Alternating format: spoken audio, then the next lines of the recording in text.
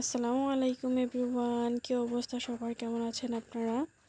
আজকে আমার সবগুলি অর্ডারের কাজ কিভাবে করি, কিভাবে কাজগুলি শেষ করি কিভাবে, ওইটি আপনাদের সাথে শেয়ার করব। আমি এখানে প্রথমে 8টি ডিম ভেঙে নিয়েছি। তারপরে এর মধ্যে আমি 4 কাপ চিনি দিয়ে দিচ্ছি। চিনিটা দেওয়া শেষ হলে আমি এটা এখানে স্ট্যান্ড মিক্সারে বিট করে নেব, যতক্ষণ না পর্যন্ত ডিমগুলি সব ফোমে পরিণত হচ্ছে ততক্ষণ পর্যন্ত। ডিমের ফোম হতে হতে আমি বাকি কাজগুলি সেরে নিব। আমি এখানে শুকনো উপকরণগুলি জেলে নিব একটি চালনির সাহায্যে। আমি এখানে ময়দা নিয়ে নিচ্ছি 4 কাপ পরিমাণ। তার ভিতরে বেকিং পাউডার দিয়ে দিচ্ছি পরিমাণ মতো। তারপরে সবগুলি উপকরণ ভালোভাবে চেলে নিব। চালা শেষ হলে আমি সবগুলি উপকরণ ভালোভাবে মিক্স করে নিব। মিক্স করা শেষ হলে আমি বাটির একটা সাইডে রেখে দেব। তারপরে যে মোল্ডগুলিতে আমি কেক বেক করব সেগুলিতে তেল ব্রাশ করে আমি এখানে পেপার বিছিয়ে নিয়েছি। মোল্ডের প্রতিটা সাইডে তেল ব্রাশ করে নিচ্ছি যাতে কেকটা খুলতে সুবিধা হয়।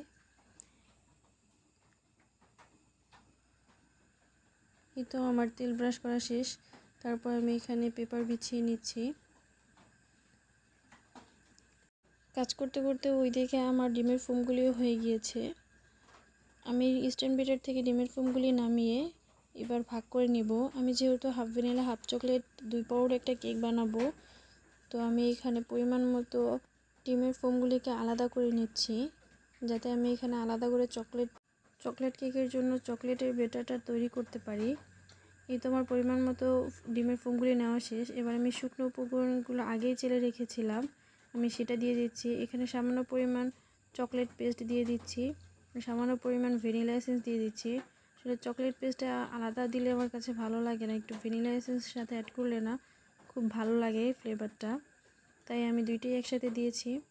এখানে ভিডিওতে খুব স্পিডে দেখানো হচ্ছে, এটা খুব আলতো হাতেই করতে হয়, না হয় ডিমের ফোমটা বসে যাবে, আর বসে গেলে কেকটা কিন্তু ফুলবে না। তো এটা খুব সেন্সিটিভ একটা জিনিস, যথাসম্ভব চেষ্টা করবেন যতটা আলতো হাতে করা যায় কাজটা। বাকি যে ডিমের ফোমটা ছিল আমি ওইটাতে শুকনো উপকরণগুলো চেলে রেখেছিলাম যে, ওইটাই আমি দিয়ে দিয়েছি, সাথে একটু রসমালাই ফ্লেভার অ্যাড করে দিচ্ছি, যেহেতু আমি এখানে রসমালাই ফ্লেভার কেক বানাবো। এখানেও কিন্তু খুব দ্রুত দেখানো হচ্ছে, যেহেতু ভিডিওটা স্পিড মোডে দেওয়া, তো একটু এখানে দ্রুতই দেখা যাচ্ছে। আপনারা চেষ্টা করবেন যতটা সম্ভব আলতো হাতে করার, না হলে ডিমের ফোমগুলি বসে গেলে আপনার কেকটাই কিন্তু হবে না। কেকের জন্য ব্যাটারটা রেডি। এখন আমি পরিমাণ মতো মোল্ডে ঢেলে নিব। আমি এখানে হাফ ভ্যানিলা হাফ চকলেট যেটা, ওইটা আমি দেখাতে পারছি না, এটা অন্য কোনো ভিডিওতে আমি দেখাবো। আর বাকি 1 পাউন্ড যেই রসমালাই ফ্লেভার যে দুইটা হবে, ওই দুইটাকে আমি পরিমাণ মতো ঢেলে নিচ্ছি। 1 পাউন্ড যে দুইটা কেক, আমি ওই দুইটা কেক ওভেনে দিব, আর যে 2 পাউন্ড কেকটা ওইটা আমি চুলায় বেক করব।